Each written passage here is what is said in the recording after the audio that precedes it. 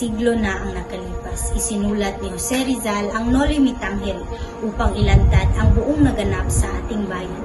Ngunit ang tanong, naghilom na nga ba ang mga sugat o patuloy pa rin itong lumubo? Noon pinagkait ang edukasyon, inabuso ang kapangyarihan at pinatahimik ang katotohanan. Nay, bakit hindi ako makapag-aral? Pasensya ka na anak kasi maligpit ang mga guardiang sibil. Isa pa, wala tayong pera para nakapagtapos ka ng pag-aaral.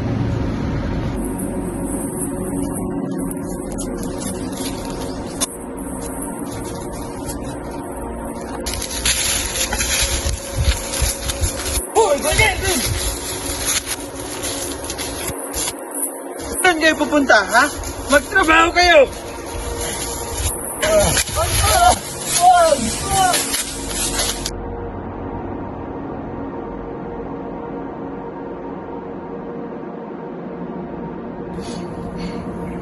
Kailan kaya matatapos ang pang-aabuso ng mga mananakop na ito?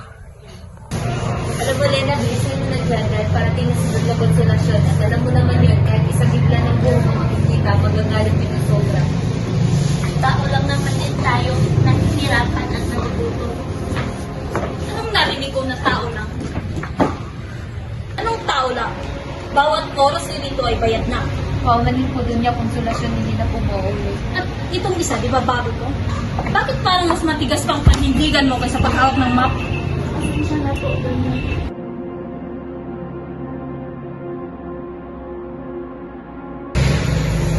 Kailan kaya ito matatapos sa ating pagdurusa?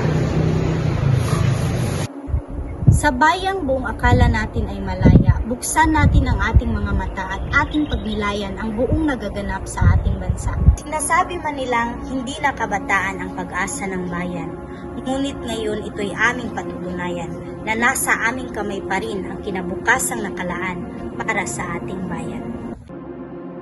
Nangarap si Ibarra ng paralan upang imulat ang isipan ng kanyang mga kababayan. Pero ngayon, at may nakikita tayong mga ghost buildings at pundo na namawala. Bakit ang budget para sa ating kinabukasan ng unang naglalaho?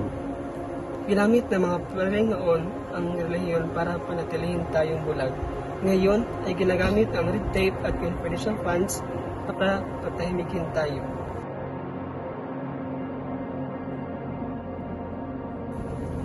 Hindi na ako ang babaeng tahimik. May boses ako at gagamitin ko ito. Si Maria Clara ay hindi mahina. Siya ay nakulong. At babasagin namin ang pader na iyon. Edukasyon para sa kababaihan ay hindi lamang isang pribilehiyo. Ito ay sandata laban sa maling impormasyon na sumusubok na baguhin ang aming kasaysayan. Sabay ng paglawak ng teknolohiya, maraming video, litrato ang mukhang makatotohanan sa unang tingin. Pero mapanlin lang pala at kaduda-duda.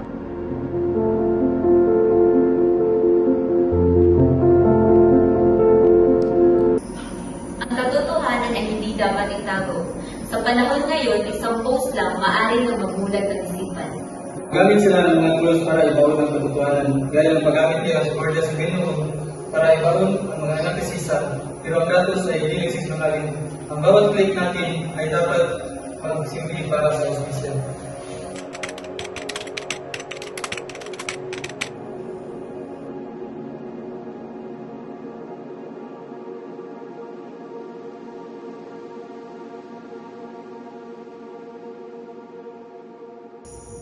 Ang pagbabago ay hindi hinintay. Ito ay ginagawa. If we say corruption in our total education funds, we must speak. That is our civic duty.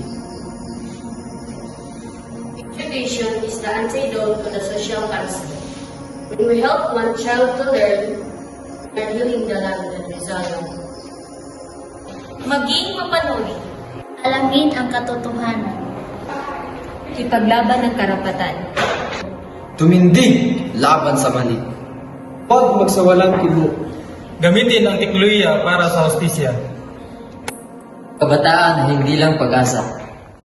Ang kabataan ay ang pagkilos.